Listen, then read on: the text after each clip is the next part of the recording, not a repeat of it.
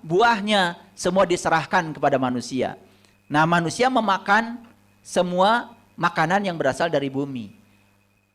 Lalu makanan itu akan jadi apa? Jadi darah, jadi daging, jadi tulang. Sebagian dari makanan itu menjadi sari-sari yang siap untuk membentuk tubuh manusia. Bagi laki-laki disebut adalah sel sperma, bagi perempuan disebut sel telur. Lalu Allah menyemaikan cinta kasih, lalu terjadilah pertemuan dua sel itu di rahim yang sangat kokoh. Di situ saya dulu terbentuk. Dari apa? Dari makanan dan minuman yang disantap oleh ayah ibu saya. Jadi saya ini berasal dari unsur-unsur mineral yang ada di bumi. Nanti suatu saat yang namanya Saiful Karim ini secara fisik tidak ada lagi. Pasti akan berubah. Sekarang juga udah berubah. Ya, dulu nggak kayak gini saya gantengnya. Lebih ganteng lagi. Dulu. Tetapi ternyata saya tidak bisa mengendalikan tubuh fisik saya. Bayangkan ya. Mengendalikan tubuh fisik aja saya nggak bisa. Makanya tidak semua hal di dalam kehidupan ini harus kita kendalikan. Harus kita kontrol. Karena nyatanya Bapak Ibu juga tidak bisa mempertahankan supaya tetap muda. Betul nggak? Iya. Dan suatu saat saya ini bukan hanya berubah. Tapi akan berakhir. Dan ketika berakhir saya melepaskan napas yang terakhir. Tubuh saya pasti akan dikubur. Dan dikubur akan menyatu lagi. Unsur tanah ke tanah, unsur air ke air, unsur api ke api, unsur udara ke udara. Sehingga saya menyatu lagi dengan alam semesta. Setelah menyatu dengan alam semesta, kan nanti akan jadi tanaman lagi. Jadi buah lagi, dimakan lagi oleh yang lain. Maka terus menerus siklus itu akan terus menerus terjadi. Itu siklus secara jasmania. Apalagi jiwa, bukankah jiwa itu abadi? Betul nggak? Karena jiwa abadi maka dia akan terus ya melakukan proses perjalanan jiwa untuk mendewasakan jiwa itu sendiri. Agak banyak ini baru judulnya aja ngejelasinnya ribet ya. Tapi supaya mengerti semuanya. Sampai sini udah mengerti. Oke. Jadi siklus itu terjadi dalam segala aspek kehidupan. Ya, air pun ternyata bersiklus. Bayangkan ya, kalau air yang sampai di laut tidak mau menguap gara-gara tidak ada sinar matahari. Kita juga tidak punya air di daratan. Kalau tidak punya air di daratan berarti semua orang harus ngambil air ke laut. Mahal. Makanya begitu besar cinta kasih Allah diciptakan sinar matahari, maka air menguap sendiri. Ditiup oleh angin, pada satu titik tertentu turunlah hujan. Itulah kuasanya Allah, cinta kasihnya Allah. Tapi pernah nggak kalian berterima kasih pada matahari? Nah ini model-model kayak gini nih ya. Untung hidup juga ya kalian itu. Berterima kasih pada matahari aja nggak pernah. Makanya kalau mau makan nih, selalu saya berdoa.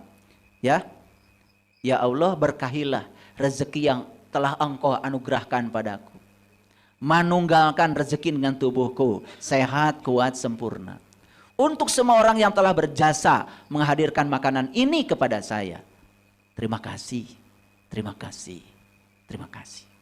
Dan untuk seluruh daya sambung semesta, tanah, air, api, udara, dan ruang kosong yang mengikatnya, yang telah bekerja sama membentuk berbagai jenis-jenis makanan. Terima kasih, terima kasih, terima kasih. Jadi saya mau makan saja ingat sama semuanya. Ingat pada orang-orang yang telah menghadirkan makanan, ingat pada daya sambung semesta yang bekerja sama untuk mewujudkan makanan itu. Makanya saya kasih tahu, kalau kita sering berterima kasih pada orang yang mewujudkan makanan, menghadirkan makanan, berterima kasih pada tanah, air, api, dan udara, saya jamin kalian tidak akan kekurangan makanan. Jadi orang-orang yang tidak dirindukan oleh makanan, boro-boro dirindukan manusia, makanan aja nggak rindu sama kamu, berarti persoalannya adalah kita kurang komunikasi dengan alam. Jadi sungai tadi sudah tahu ya. Sungai pernah nggak lurus gitu dari Bandung sampai ke laut? Ada? Nggak ada. Berkelok-kelok. Ada batu? Ada. Ada ranting? Ada. Ada pohon yang tumbang? Ada. Tetapi kita harus belajar dari air. Air yang berasal dari laut karena dia terus mengikuti kelokan sungai. Tidak menjadi berhenti karena dihalangi batu. Tidak menjadi putus asa karena dihalangi oleh ranting dan pohon. Dia mencari cara untuk tetap bergerak maju. Dan akhirnya setiap tetes-tetes air yang di sungai itu sampailah di tempat asalnya yang bernama laut. Dan begitu dia sampai di laut, dia bukan lagi tetes air. Dia disebutnya juga samudra. Namanya berganti. Bukan tetes air yang di sungai, tapi namanya sudah menjadi samudra. Gagah perkasa sampai di laut. Dan perhatikan, begitu dia sudah menjadi samudra, dia menjadi luas. Dia bisa menerima setiap aliran sungai. Semua yang kotor-kotor ngalir ke laut. Sampai di laut, semua dibersihkan dengan tingkat kegaramannya air laut. Semua yang bau-bau dinetralkan dengan tingkat kegaramannya air laut. Bahkan yang datang ke laut warnanya lecek, coklat, kotor, tetapi sudah sampai di laut. Dia menjadi biru. Indah. Nah, sekarang baru saya bisa tarik napas dalam-dalam. Kenapa? Ya, di Quran setiap ada surga selalu berkaitan dengan sungai. Kalau kita ingin menciptakan surga secara psikologis di tubuh fisik kita, maka mengalirlah seperti air di sungai. Itulah hidup yang sebenarnya. Mungkin ada halangan dari batu. Mungkin ada halangan dari ranting dan pohon. Tetapi terus bergerak, terus tumbuh. Yang akhirnya dia akan sampai di tujuan akhirnya. Innalillahi wa inna ilaihi rajiun. Jadi sebetulnya cerita tentang surga mengalir sungai-sungai itu adalah cerita tentang perjalanan jiwa-jiwa yang berasal dari samudranya jiwa. Semua jiwa-jiwa kita berasal dari percikan tubuh ilahi yang maha luas, yang maha besar, yang sedang dikaryakan untuk tujuan beliau sendiri. Di tubuh-tubuh masing-masing. Yang sedang dikaryakan untuk menjadi kepanjangan tangan Tuhan. Dan saat dikaryakan di sini, di tubuh ini, di mana kita masih menarik dan mengeluarkan napas. Kalau kita sudah berhenti menolak, terus menerima, mengalir seperti air di sungai, maka setiap saat kita akan menciptakan suwarga loka di sini. Kita menciptakan surga bagi diri kita sendiri. Makanya di Quran dikatakan surga itu ternyata seluas langit dan bumi. Kalau surga seluas langit dan bumi, logikanya berarti neraka tidak ada saat ada surga. Tetapi neraka pun seluas langit dan bumi.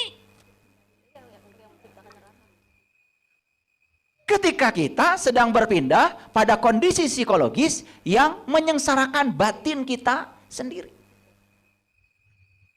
Betul apa tidak? Ayo sekarang jujur ya. Ini kita di sini nih, ya, di sini nih, di tempat yang sama ini, ya, sering menciptakan surga apa neraka? Siapa yang bisa menciptakan surga di sini? Yang hidupnya mengalir. Yang hidupnya tidak menolak. Yang hidupnya sudah bisa menerima luas apapun yang terjadi. Ada batu yang besar, ada pohon yang besar, itu tidak menghalangi perjalanan dia. Bahkan dia mencari cara, ya, supaya dia tetap berjalan dan bergerak. Akhirnya sampai di laut.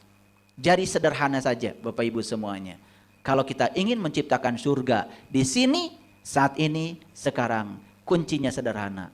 Hiduplah mengalir seperti air. Bergerak terus. Makanya hidup itu seperti naik sepeda. Kalau kita berhenti mengayuh, pasti kita akan jatuh. Terus mengayuh, terus, gak apa-apa jatuh, tetapi bangkit lagi. Gak apa-apa jatuh lagi, tapi bangkit lagi. Masalah dalam hidup bukan terletak pada kegagalan yang terjadi, tetapi interpretasi kita terhadap kegagalan itu masalah kita yang sebenarnya. Masalah kita dalam hidup bukan orang yang akan menghancurkan kita, bukan. Masalah dalam hidup adalah tentang bagaimana persepsi kita terhadap setiap orang yang didatangkan kepada kita. Percayalah pada saya, tidak ada yang kebetulan dalam hidup.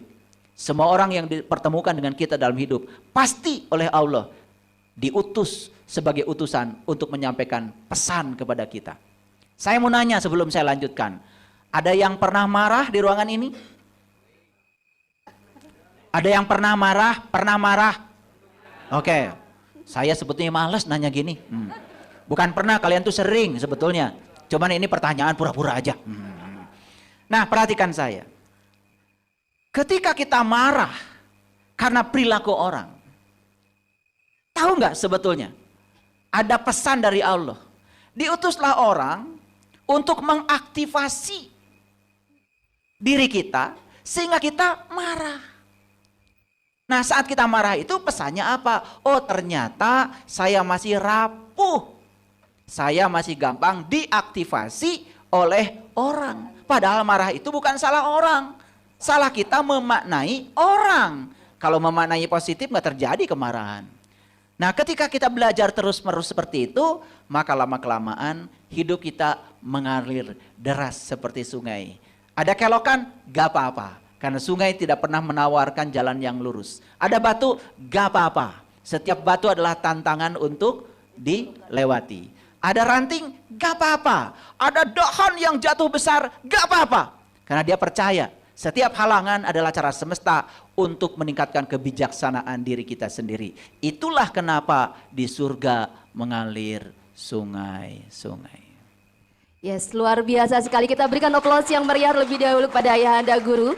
Ini sudah terjawab ya para sahabat, kenapa di dalam Al-Quran banyak tersirat bahwa di surga itu yang disimbolkan itu sungai, Ayah. Jadi ini bukan hanya tadi secara geografis, tapi memiliki makna. Apalagi tadi sudah Ayah jelaskan. Sebenarnya ini ada yang bertanya, sudah menyiapkan pertanyaan? Sudah terjawab semua kayaknya ya. Baik, Ayah, jadi di sini adalah gambaran di surga itu bukan sebagai hanya simbol saja sungai itu. Adalah sesuatu rahmat gitu ya, kemudian nikmat, kesucian dari kita untuk bisa kembali kepada Tuhan kita. Seperti itu ya, Ayah? Ya, betul. Perhatikan setiap tetes air di sungai. Setiap tetes air di sungai tidak pernah berada di titik yang sama. Pasti dia akan berada di titik yang berbeda. Di titik yang berbeda. Di waktu yang berbeda, dia berada di titik yang berbeda. Apa artinya? Air yang di sungai sedang mengajarkan kepada kita tentang bergerak terus secara kontinu. Artinya apa? Mengajarkan perubahan. Jadi kalau air aja tidak pernah di tempat yang sama. Berarti kondisi psikologis kita, kondisi kesadaran kita, harusnya kan dinamis. Itu yang disebut dengan istiqomah. Istiqomah itu bukan konsistensi. Konsistensi itu titik mati, patung. Makanya kenapa patung haram? Yang haram itu bukan wujud patungnya, tetapi sifatnya. Karena patung itu konsisten. Hari ini patung Bung Karno diresmikan nunjuknya begini, besok begini, lusa begini. Sepanjang belum diganti tetap aja begini. Jadi sebetulnya yang haram tuh ini. Tidak mau berubah. Makanya yang haram itu adalah sifat patung, bukan patungnya. Patung tuh kayak karya seni yang indah kok.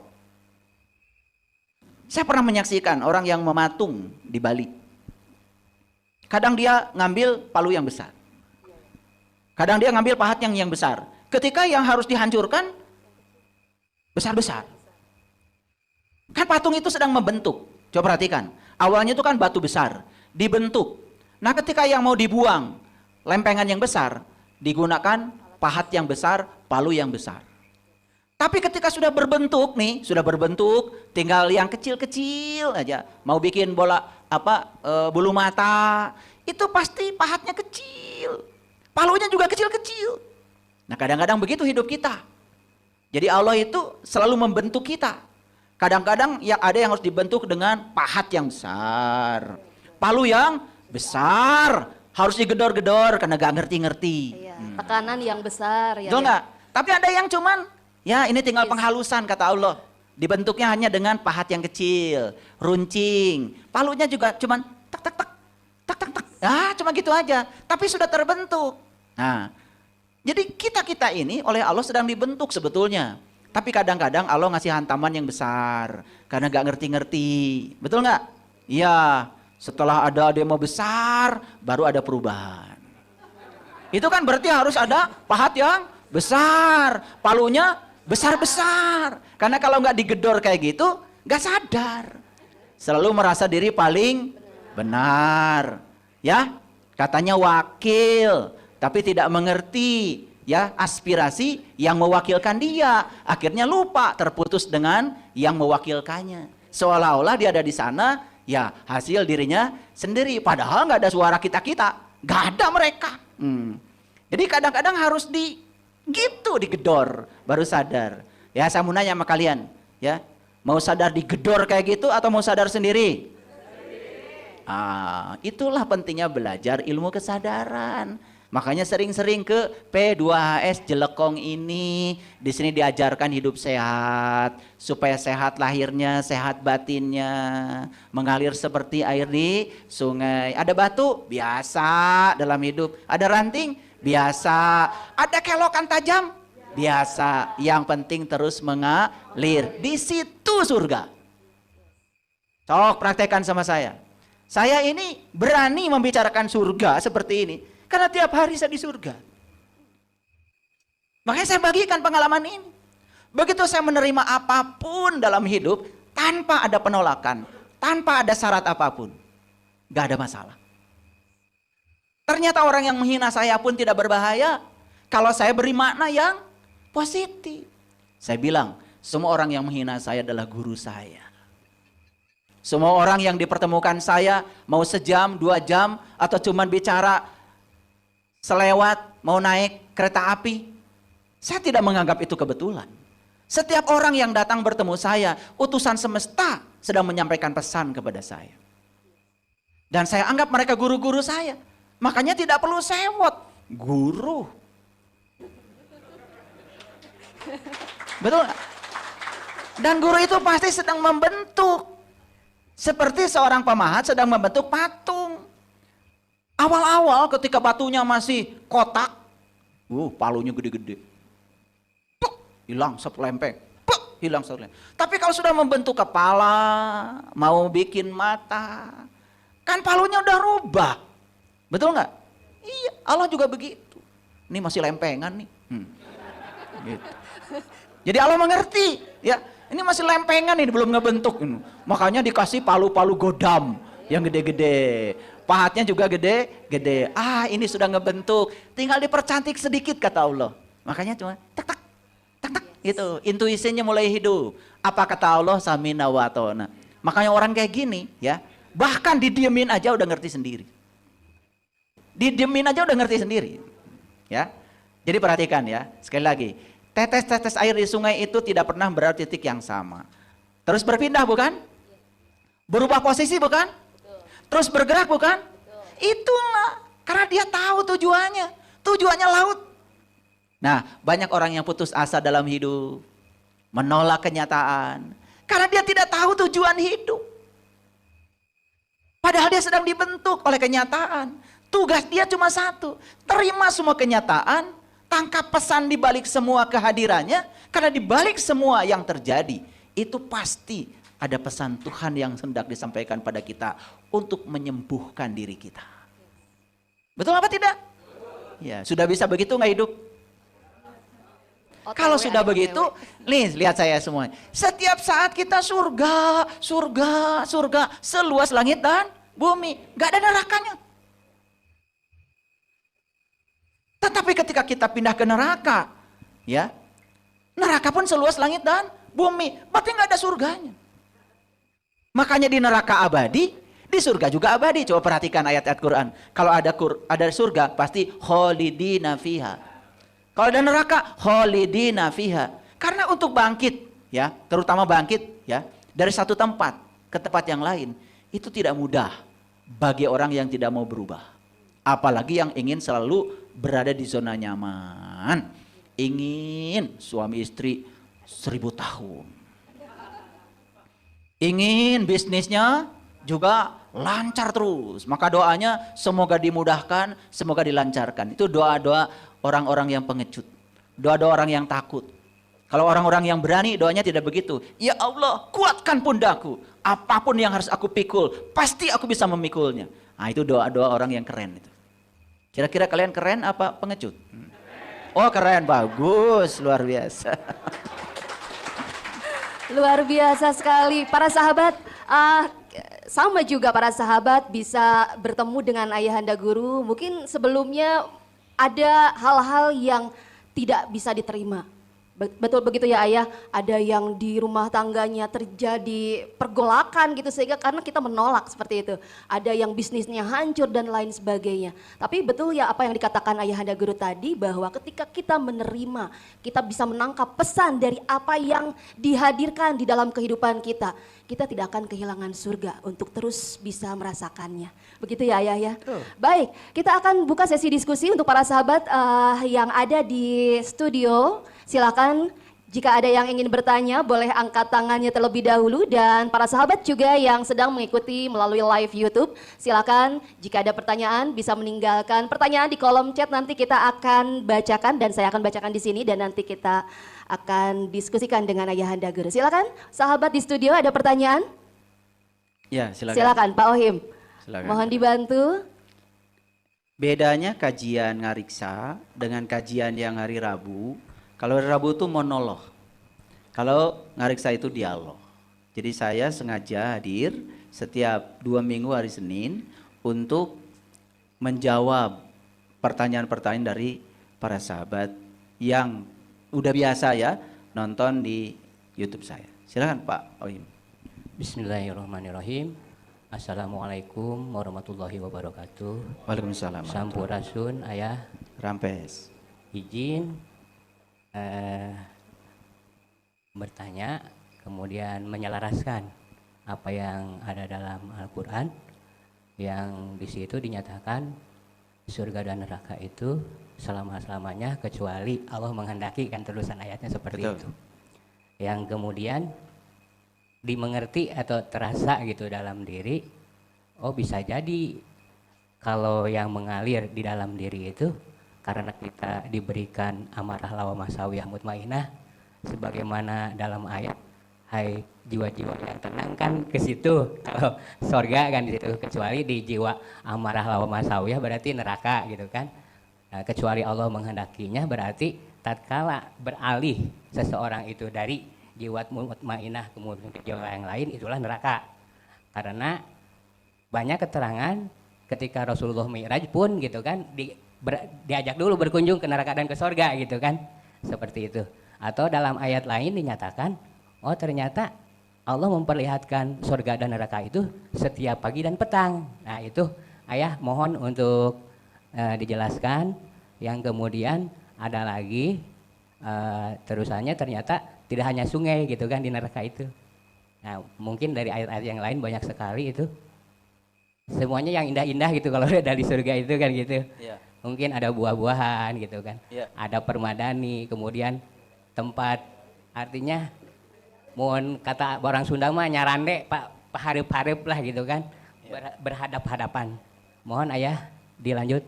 Terima kasih. Assalamualaikum warahmatullahi wabarakatuh. Waalaikumsalam warahmatullahi wabarakatuh. Ya memang di Al-Quran kan ada kata-kata ya ayyatuhan nafsul mutmainnah irji'i ila rabbiki radiyatan mardiyah fadkhuli fi ibadi fadkhuli jannati. Jadi ketika kita bersama Allah merasakan kehadiran Allah, itulah surga. Tapi ketika kita merasa seolah-olah terpisah dengan Allah, padahal Allah itu selalu bersama kita, tidak merasakan kehadirannya, itulah neraka. Jadi perpindahan dari surga ke neraka itu ya secepat itu. Begitu kan, maka di Quran digambarkan Adam itu tinggal di surga. Nah Adam itu diri kita ketika kita sedang berkesadaran. Ketika kita secara psikologis sedang berada di kesadaran yang tinggi. Tiba-tiba ada yang menawarkan buah holdi. Nah buah holdi itu apa? Buah holdi itu bisa berita, bisa apa saja. Dan kemudian ditelan mentah-mentah tanpa disaring. Sehingga saat itu Adam ini begitu reaktif terhadap buah holdi. Makanya saya sering kasih tahu, ada reaktif, ada responsif. Reaktif itu bertindak tanpa kesadaran. Kalau responsif bertindak dengan kontrol, ada kesadaran. Nah ketika Adam ini menelan buah holdi dan kemudian dia hilang kesadaran dan dia reaktif, yang akan muncul adalah reaksi-reaksi yang negatif. Marah, kesal, itu kan? Seperti itu. Jadi saat itu juga pindah, ya, dari surga ke neraka.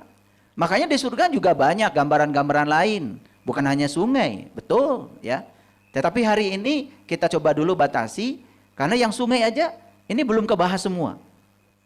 Nah nanti urusan buah-buahan, kemudian dipan, nanti saya bahas di kesempatan lain, ya, supaya kita fokus dulu ke sini, ya, gitu. Jadi supaya tidak terlalu luas. Nah, saya ingin kasih tahu. Kan Allah bilang di dalam Al-Quran tadi, wahai jiwa-jiwa yang tenang, ya ayatuhan nafsul mutmainah.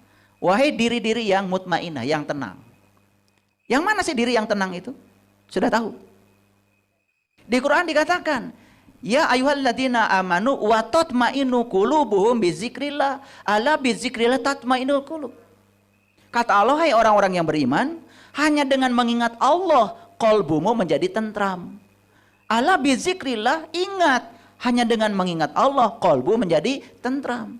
Jiwa-jiwa yang tenang itu pada dasarnya adalah jiwa-jiwa yang sudah tahu dan kenal kepada Tuhannya, sehingga dia setiap ruang dan waktu yang diingat cuma Allah, maka itulah yang disebut dengan jiwa yang tenang. Nah, jiwa yang tenang ini adalah jiwa yang selalu merasa bahwa dirinya tidak pernah terpisah dengan Allah. Itu yang disebut dengan ketuhanan. Nah, makanya dikatakan irji'i ila rabbiki. Ya kan? Irji'i ila rabbiki. Pulanglah kamu kepada Tuhanmu, irji'i. Radiyatan mardiyah, dalam keadaan ridho dan diridhoi. Ridho aja nggak cukup. Ridho dan diridhoi. Mengaku dan diaku, gitu. Nah, kita cuma mengaku doang, diakunya enggak. Ridho dan diridhoi. Fadhuli fi ibadi, masuklah kamu ke dalam golongan hambaku. Fadhuli jannati, masuklah ke dalam surgaku. Masih ingat ya? Saya sudah menjelaskan tentang hamba-hamba setan. Masih ingat ya? Ya, itu kan diambil dari Quran surah Ali Imran, waktu penjelasan saya tentang hamba-hambaku, kata Allah, bahkan setan pun tidak berkuasa atas dia. Jadi disebut hamba Allah itu kalau setan sudah tidak berkuasa atas dia. Jadi kalau kita masih dikuasai oleh ego, ambisi, diri palsu, itu bukan hamba Allah. Dengarkan kajian saya tentang hamba-hamba setan. Nah, saya kasih tahu, kajian kita hari ini sebetulnya meneruskan kajian ya yang kemarin hari Rabu di Miskatul Anwar. Karena saat itu saya sedang menjelaskan tentang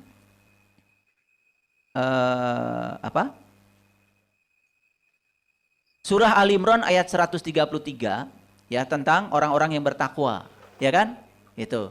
Nah, kemudian masuklah ya, ada ayat bahwa di surga ada sungai. Makanya karena itu terlalu dalam, jadi saya pisahkan kajiannya. Begitu Pak Pauin. Terima kasih atas masukannya. Baik, terima kasih Ayah, dan kita akan ini ada ya, yang bertanya dari YouTube Ayah, saya akan bacakan terlebih dahulu dari Kak Dahlia. Bismillah, izinannya Ayah, mohon arahannya untuk menjaga hati ini tetap dirasa surga, walaupun realitanya sedang tidak baik-baik saja, itu seperti apa? Ya, ini bagus sekali. Pertanyaan ini bagus sekali. Ya, Adam aja sudah di surga, masih tergoda makan buah huldi. Terusir kemana? Ke neraka. Tapi selama ini kan cerita kita, Adam dulu di surga, gara-gara makan buah huldi, terusir ke dunia. Loh, nggak nyambung. Ya kan? Adam itu di surga, artinya di kesadaran yang tinggi, di frekuensi cinta, di frekuensi syukur gitulah. Kalau menggunakan teoremanya skala kesadaran David Hawkins, itu nilainya tuh di atas 500 itu. Frekuensi cinta, frekuensi syukur itu 500 ke atas itu sampai 1000 itu. Ya, di frekuensi pencerahan itu. Nah, gimana kok seseorang bisa sampai terjatuh ke frekuensi rendah? Ya, itu gara-gara makan buah huldi. Nah, kenapa kok bisa makan buah huldi? Itu pertanyaannya. Lihat saya semua. Inilah pentingnya kita sadar sesadar-sadarnya bahwa kita harus tahu mana yang bisa kita kendalikan dan mana yang tidak bisa kita kendalikan. Makanya harus jalan furqonnya itu jalan. Makanya kita sudah dikasih furqan. Furqan itu pemisah antara yang hak dengan yang batil. Coba perhatikan saya. Kita tidak bisa mengendalikan pikiran orang. Kita tidak bisa mengendalikan omongan orang. Kita tidak bisa mengendalikan perilaku orang. Tetapi kita bisa mengendalikan pikiran kita tentang yang dipikirkan orang. Kita bisa mengendalikan pikiran kita tentang yang dibicarakan orang. Kita bisa mengendalikan pikiran kita tentang yang dilakukan orang. Nah, kita ini sudah terbiasa ingin mengontrol dan mengatur pihak lain yang jelas-jelas tidak bisa kita kendalikan. Kalau kita fokus aja pada yang bisa dikendalikan, kita tidak akan gampang-gampang makan buah holdi. Contoh gini, ya saya kasih tahu. Kadang-kadang saya ngasih contohnya udah banyak sekali. Contoh sederhana aja. Misalkan begini, ya. Ada orang marah kepada kita. Kan kita punya pilihan. Mau marah atau enggak marah. Kita punya yang bisa kita kendalikan. Apa itu? Pemaknaan kita terhadap orang yang marah itu. Misalnya kita memaknainya begini. Ya, sebetulnya dia marah bukan pada saya. Dia tuh marah pada dirinya sendiri. Cuman barangkali ada perilaku saya yang mengaktifasi energi kemarahan dia. Sebetulnya masalahnya dia masih menimbun luka lama atau energi kemarahan di dalam dirinya. Jadi kalau orang marah itu sebetulnya tidak ada urusan dengan kita. Itu urusan dia dengan dirinya sendiri. Gitu. Nah, ketika kita merespon kemarahan orang, sebetulnya kita pun bermasalah dengan diri kita sendiri sebetulnya. Paham ya? Nah, kalau kita memahami begitu aja, punya pengetahuan itu aja sedikit, kita tidak akan termakan buah holdi. Buat apa saya marah? Kan marah itu saya justru sedang melukai diri saya sendiri. Rugi dong, ya, karena kalau kejahatan dibalas dengan kejahatan, sama aja dengan kegelapan, ya, diobati dengan kegelapan. Bukankah kegelapan itu obatnya harus cahaya? Kalau ada orang marah kita marah, kan bingung siapa yang sadar. Kan gitu masalahnya. Nah, kalau kita punya ilmu gitu aja, makanya kalau saya ya menjaga diri saya ya dengan ilmu begitu. Karena tidak ada orang lain di semesta ini. Yang ada cuma saya. Saya bertanggung jawab atas diri saya.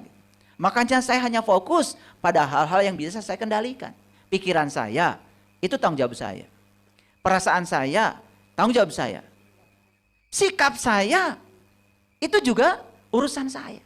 Saya mau bertindak seperti apa? Kan tergantung pemaknaan saya terhadap apa yang harus saya lakukan. Nah, ini pemaknaan itu penting sekali Bapak Ibu. Pemaknaan itu penting. Coba, kalau kita bisa memaknai semua orang yang dihadirkan semesta dalam hidup ini adalah utusan Tuhan sebagai guru-guru kita, udah gak ada masalah.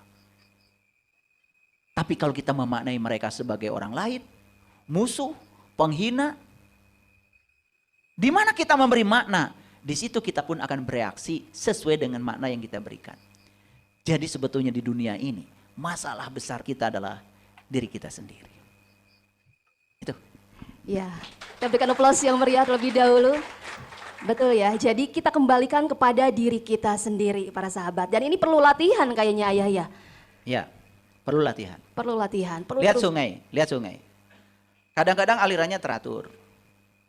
Tapi kadang-kadang alirnya turbulen. Kenapa? Karena faktor gravitasi. Di mana tiba-tiba dari kedangkalan yang sama, dia harus menuju kedangkalan yang curam. Kadang-kadang harus terjun. Kadang-kadang harus berputar-putar dulu airnya. Kadang-kadang arusnya tiba-tiba harus dengan kecepatan tinggi. Karena dia harus melewati tempat yang sempit. Itu yang disebut dengan debit. Makanya debit air itu kan rumusnya luas dikalikan dengan kecepatan. Maka debit air itu luas dikalikan dengan kecepatan. Ini debit. Kalian taunya debit itu di bank aja ya. Debit itu debit air kalau di fisika itu ya, itu adalah luas area dikalikan dengan kecepatan. Ya, sebenarnya debit air itu sama. Nah, ketika luasnya besar, kecepatannya akan kecil. Ketika luasnya kecil, kecepatannya besar. Coba ya, ini paralon, air mengalir. Di situ ada debit. Ketika melewati alat penyemprot, kan di situ ada nozzle-nya. Kan itu lubangnya kecil. Karena melewati lubang yang kecil untuk debit yang sama, otomatis kecepatannya besar. Kan yang dibutuhkan oleh kita kecepatannya. Tahu fisika segitu aja, kita udah bisa buka pabrik semprot mobil. Itu kalau cerdas tuh begitu ya. Saya nggak tahu kalian itu pikirannya dipakai apa. Makanya ini kan kalau luas itu satuannya meter persegi. Kalau kecepatan satunya meter per sekon, per detik. Makanya ini jadi meter kubik per sekon. Jadi debit itu jumlah air yang mengalir berapa kubik per sekon. Makanya PDAM itu pakai debit. Kan meteran itu pakai debit. Baru ngerti sekarang ya? Oh iya. Nah, jadi kadang-kadang ketika melewati yang luas, kecepatannya kecil. Ketika melewati yang sempit, kecepatannya besar. Ya hidup seperti itu. Kadang-kadang kita harus bergerak cepat. Tapi kadang-kadang juga kita harus santai aja, nggak apa-apa. Dinikmati aja. Tapi ada saatnya di mana kita harus adaptif terhadap situasi. Makanya lihat air. Air itu selalu bergerak dari tempat yang tinggi ke tempat yang rendah. Pelajaran yang luar biasa. Air itu ya saking lembutnya, ditusuk-tusuk pakai belati setajam apapun, gak pernah terluka. Makanya orang yang sudah lembut, sudah menjadi sumber cinta, di apa-apapun sama orang, gak terluka.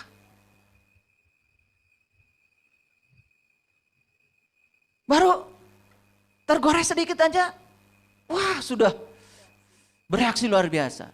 Itu sebetulnya pesan. Allah sedang mengutus seseorang untuk mengaktifasi kamu. Ternyata kamu tergores sedikit saja, marahnya luar biasa. Itu sedang cerita diri kamu. Sebenarnya setiap orang yang datang pada kita itu untuk mengingatkan tentang apa yang harus kita perbaiki dalam diri kita. Kalau kita sadar itu saja, aduh udah keren banget. Keren deh. Makanya ngaji itu coba sedikit yang berkesadaran lah gitu ya. Jangan ngapalin terus. Hafalan tuh gak ada artinya. Gak ada artinya. Ya, mohon maaf. Hafalan tuh gak ada artinya. Dalam teori pendidikan, menghafal, mengingat, itu keterampilan berpikir yang paling rendah. Di atas itu masih ada memahami, menerapkan, menganalisis, mengevaluasi, sampai mensintesa. Nah pengetahuan tuh baru ada nilainya secara pragmatis kalau sudah disintesa. Menjadi pengetahuan yang mengkristal dalam diri kita. Menjadi sikap hidup. Sehingga menjadi prinsip. Orang yang punya pengetahuan itu punya prinsip. Makanya tidak mudah termakan oleh buah holdi. Kenapa? Dia sudah punya prinsip. Dia sudah tahu cara untuk mengatasi sesuatu. Inilah pentingnya belajar ini Bapak Ibu. Dan selama ini Bapak Ibu merasa Bapak Ibu sebagai korban. Padahal Bapak Ibu pelakunya. Betul nggak? Kan ketika merasa diri korban, akhirnya kita cengeng. Dikit-dikit curhat. Betul nggak? Karena Pak Ibu sakit. Padahal saya bilang, lah sakit itu kan urusan ibu. Ya sakit. Tetangga saya tuh kalau ngomong nyakitin saya. Lah, ibu kan tidak bisa mengendalikan mulutnya tetangga. Tetapi telinga ibu milik ibu. Sumpel aja pakai kapas. Kita tidak bisa mengendalikan mulut orang, tapi kita bisa mengendalikan telinga kita. Lah kenapa setiap orang yang berbicara tentang kita direspon? Coba Bapak Ibu. Semua yang dibicarakan orang tentang kita, itu pendapat dia tentang kita. Bukan yang sebenarnya tentang kita. Yang tahu yang sebenarnya tentang kita. Ya diri kita sendiri. Ngapain kita repot. Orang lain ngomong begitu direspon. Seolah-olah definisi diri kita itu apa yang dia bilang. Padahal dia kenal enggak. Nungguin kita tiap hari enggak. Loh yang mandikan saya aja saya sendiri. Yang paling tahu saya ya saya sendiri. Orang mau ngomong apa tentang saya, biarkan. Itu pendapat dia tentang saya. Bukan kebenaran. Kebenaran itu yang ada di diri saya. Punya ilmu itu aja sedikit, aman. Jadi pertanyaan itu terjawab. Tidak setiap saat kita kemurungsung. Dikit-dikit marah. Makanya saya sudah ngasih ilmu kan. Coba terapkan dalam hidup 7 jangan. Nih. 1. Jangan suka menyesali keadaan. Apapun yang terjadi, terima. Seperti air di sungai. Kadang-kadang di tempat datar dia happy. Kadang-kadang di tempat sempit happy. Nabrak batu happy. Nabrak ranting happy. Jalan lurus happy. Berkelok happy. Karena dia punya tujuan. Tujuannya laut. Kalau kita semua punya tujuan. Tujuan kita adalah Allah. Ya tenang aja. Baru hilang rumah 1 aja udah kelepar-kelepar. Saya 5. Gak apa-apa. Ya tenang aja. Mobil kesenggol sama tetangga aja, wah udah marah-marah. Saya dipinjam tetangga mobil baru sampai sekarang gak balik-balik. Ya tenang aja. Ngapain mikirin yang gak ada? Mikirin yang akan ada. Iya. Saya ngobrol kemarin, ada orang yang konsultasi dengan saya. Gak tahu gimana itu, mungkin merasa tercerahkan gitu oleh saya. Saya diajak ke Jakarta. Ditunggu katanya.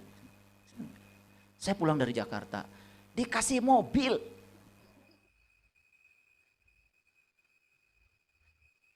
Mobil. Makanya saya ke Jakarta disuruh naik bus. Biar dijemput katanya sama saya. Saya nggak nyangka, saya pikir mau diajak makan aja. Pulang dari Jakarta, ini bawa aja buat bapak. Biar lebih bermanfaat katanya. Biar dipakai ngasih kajian gitu. Kasih mobil. Bukan mobil kayak gitu. Mahal. Jadi hidup itu ya gratis. Seperti Adam. Kan kita ini pernah jadi Adam, awal manusia. Dulu kita nyaris tanpa upaya. Susu datang, baju baru datang. Itu masih kecil, ingat gak? Iya kan? Kalian tuh kan mulai susah ketika sudah punya pasangan. Mulai susah kan? Betul gak? Sudah banyak uang, mulai susah kan? Iya. Dulu waktu kecil uang gak punya. Pasangan gak punya, rumah gak punya. Gak mikirin hari esok, gak mikirin masa lalu. Betul apa tidak? Ya, cuma nangis aja sama senyum. Itu Adam tuh, awal manusia. Surga itu. Makanya udah balik lagi lah ke sana. Kok ketawa? Maksud saya tetap punya harta, tetapi tidak punya kemelekatan pada harta. Tetap ya terhormat, kerja, punya jabatan, punya ilmu, tetapi tidak punya keterikatan pada itu. Jadilah orang yang tidak tahu apa-apa, tidak bisa apa-apa, tidak punya apa-apa, bahkan tidak merasa siapa-siapa. Itulah sungai. Coba perhatikan Bapak Ibu. Sungai itu sumber kehidupan bukan? Berapa banyak sawah yang dihidupi dari sungai? Kenapa sungai bisa menghidupi padi? Karena mengalir. Karena dia mengalir. Betul nggak? Coba perhatikan. Pernah lihat nggak jalan-jalan tol yang kuat-kuat itu pakai besi-besi, pakai tiang-tiang beton? Betul nggak? Ya MBZ lah Jakarta. Itu tiang-tiang pancangnya begitu. Mobil berapa ribu pun di atasnya masih biasa dia tahan. Jangan lupa, kekuatan terbesar dari tiang-tiang beton itu bukan besi, bukan pasir, bukan semen, bukan batu, air. Gak ada tiang beton itu kalau gak ada air. Betul gak? Itulah air. Dengan kelembutannya air itu bisa menyatukan yang keras. Besi keras, batu keras, semen keras, pasir keras. Semua yang keras disatukan dengan kelembutan menjadi tiang beton yang kuat. Dan setelah dia menyatukan, bahkan dia tidak tinggal di situ, dia menguap. Dia pergi, gak kayak kalian. Gak kayak kalian nyemen masjid satu sak aja harus tercatat. Malu sama air, itulah air. Saking lembutnya setelah berjasa menyatukan, dia pergi. Bahkan kalau dia tidak mau pergi, Justru kekuatan tiang-tiang beton itu tidak sekuat ketika dia tinggal. Setelah dia pergi menguap, mengering tiang beton itu, diikat sama kelembutan air, dia pergi. Bangsa kita saat ini perlu air. Perlu orang-orang yang punya kearifan, kelembutan, yang bisa mempersatukan. Bukan orang-orang yang mencari popularitas, yang mementingkan kelompoknya, yang mementingkan diri sendiri, lalu tidak pernah berkontribusi untuk menyatukan bangsa. Kita butuh itu sekarang. Butuh orang-orang yang punya kearifan, punya kelembutan. Butuh orang-orang yang lembut dan sudah selesai dengan dirinya sendiri. Kita lagi butuh itu. Dan itu yang akan bisa mempersatukan. Seperti air mempersatukan besi, semen, pasir, batu. Luar biasa. Sehingga menjadi tiang-tiang beton yang sangat luar biasa. Jadi kalau saya cerita air Bapak Ibu, gak akan selesai kuliah kita 2 SKS. Mata kuliah yang paling sulit di fisika, itu mata kuliah tentang air.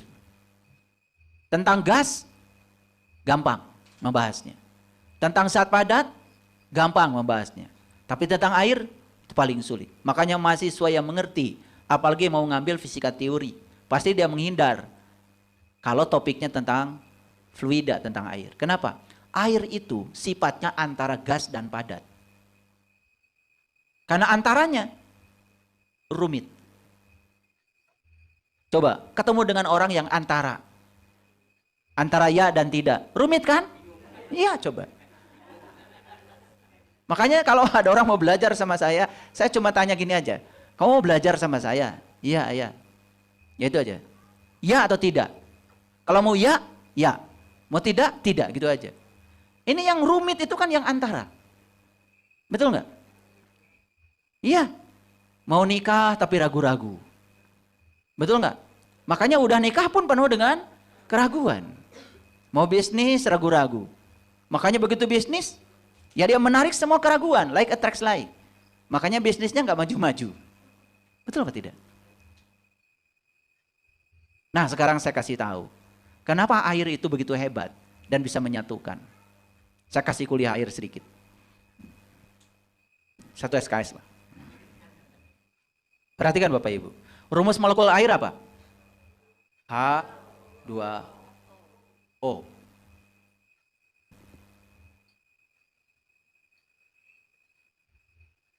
Ada mahasiswa yang ikut pelatihan dengan saya. Ngakunya mahasiswa dari Fakultas MIPA, program studi kimia. Saya tanya, udah selesai kuliahnya? Udah Pak, alhamdulillah udah wisuda. Oke, kalau gitu saya mau nanya ya, kenapa air bisa memadamkan api? Sudah dari sananya Pak. Pengen nyubit saya sama mahasiswa itu. Ini ahli kimia atau ahli apa? Padahal lihat aja rumus molekulnya, H2O. Pasti kan di H2O itu ada unsur-unsur api kan? Hidrogen, oksigen, itu unsur-unsur api. Ya kan? Iya. Yang namanya proses oksidasi. Itu kan pembakaran itu perlu oksigen. Makanya kalau ada oksigen hati-hati, dekat dengan kebakaran. Karena hidrogen, oksigen itu unsur api. Nah kalau di dalam air tidak ada unsur api, tidak mungkin bisa memadamkan api. Gitu aja kok jawabannya. Nggak usah kuliah tinggi-tinggi, kalian juga ngerti. Betul nggak? Betul nggak? Kan rumus molekul air H2O. Nah di sini ada unsur hidrogen, ada unsur oksigen. Ini unsur api. Kalau dia tidak punya unsur api, tidak mungkin bisa memadamkan api. Paham? Ya. Makanya saya ditanya. Ya, saya ditanya. Bagaimana caranya? Ya, saya kok bisa mengajak orang-orang untuk belajar kesadaran? Saya jawab. Karena di dalam diri saya sudah ada kesadaran. Kan kalau dalam diri saya nggak ada kesadaran, bagaimana saya bisa menyadarkan kalian? Sama ketika saya ditanya, kenapa saya bisa ya membahagiakan orang-orang yang belum bahagia? Lah, jalan ketidakbahagiaan saya udah panjang. Iya. Jadi saya tahu kalau diperjalankan oleh Allah dalam jalan-jalan ketidakbahagiaan itu, saya percaya suatu saat Allah akan mengutus saya menjadi orang-orang yang menjadi pembahagia. Syarat menjadi pembahagia harus banyak ketidakbahagiaannya. Karena akan berhadapan orang-orang yang tidak bahagia. Ya modal-modal kalian lah, ya. Paham sampai sini? Enggak, cuma bercanda, ya. Saya bicara yang di sana, yang di sini mah enggak beda. Ya, aduh, paham ya? Nah, perhatikan ya. Saya belajar tentang molekul air. Waduh, luar biasa. Semua molekul di alam semesta ini, semua molekul nih, apapun, dia itu pusat muatan positif dan negatifnya berada pada satu titik. Setiap molekul. Jadi kalau ini molekul nih, ini molekul ya. Di sini ada pusatnya. Nah, positif di sini, negatif di sini, mengumpul. Sehingga semua molekul di alam semesta itu netral. Satu-satunya molekul yang tidak netral alias terpolarisasi bahasa fisikanya itu cuma molekul air. Jadi molekul air itu memang diciptakan Tuhan. Sejak diciptakan oleh beliau, pusat muatan negatif dan positifnya tidak pernah di satu titik. Jadi kalau digambarkan molekul air itu ya seperti ini, positif, negatif. Itu kalau ini positif, negatif ya bertumpuk di situ. Nah, semua molekul di alam semesta akan seperti ini. Kalau dikasih medan listrik, dikasih medan magnet. Sedangkan air tidak usah dikasih medan listrik, tidak dikasih medan magnet, gratis dari Allah, sudah terpolarisasi. Apa akibatnya? Pasti nggak ngerti kalian. Kalau ini molekul air lagi, ini negatif, positif. Ini molekul air lagi, positif, negatif. Ini molekul air lagi, negatif, positif. Apa yang terjadi? Ini positif, ini negatif. Pasti akan terjadi tarik-menarik. Ini positif ketemu positif, terjadi tolak menolak. Akibatnya apa? Molekul air itu tidak pernah diam. Makanya kalau kita lihat pakai mikroskop, molekul air itu paling sibuk. Molekulnya sibuk. Akibatnya air adalah pelarut yang sangat baik. Kalian tidak merasa kalau mandi itu molekul-molekul air sedang melarutkan sabun. Nggak ngerasa kan? Itu nggak punya pengetahuan. Coba kalian masak di dapur, betul nggak? Ya, sudah masukkan minyak, masukkan bawang, masukkan ini, kasih air, betul nggak? Masukkan yang lain-lain, udah diudek-udek, dikasih panas. Makin dikasih panas, molekul-molekul makin cepat bergeraknya. Tidak dikasih panas aja, dia sudah menjadi pelarut yang sangat baik. Apa yang terjadi? Karena dia pelarut yang sangat bagus, maka apapun yang dilarutkan pada air, larut. Gula larut, kopi larut, teh larut, susu larut. Makanya kalian bisa menikmati makanan. Bayangkan kalau air tidak punya kemampuan seperti ini. Imajinasikan kalau Tuhan tidak menciptakan molekul air bersifat polar. Itulah Tuhan itu merencanakan molekul air aja penuh cinta kasih. Saking sayangnya kepada kita.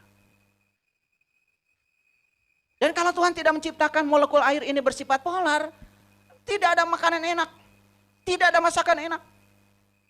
Tidak ada. Luar biasa bukan? Baru dengar saat ini. Luar biasa ya. Baik para sahabat, ada lagi pertanyaan yang ada di studio, silahkan bisa dibantu mic-nya. Silakan. Jadi sebelum yang bertanya, jadi makin jelas ya, kalau surga itu sungai. Karena unsur utama sungai adalah air. Air itu adalah sumber kehidupan. Dan air itu ditempatkan di wadah apa saja, adaptif. Coba orang yang adaptif. Ya, di mana saja dia nerima, adaptif. Mau parkir di mana aja nggak susah. Beda dengan orang yang merasa dirinya hebat dan terhormat. Mau parkir aja muter-muter, betul nggak? Kan susah sendiri.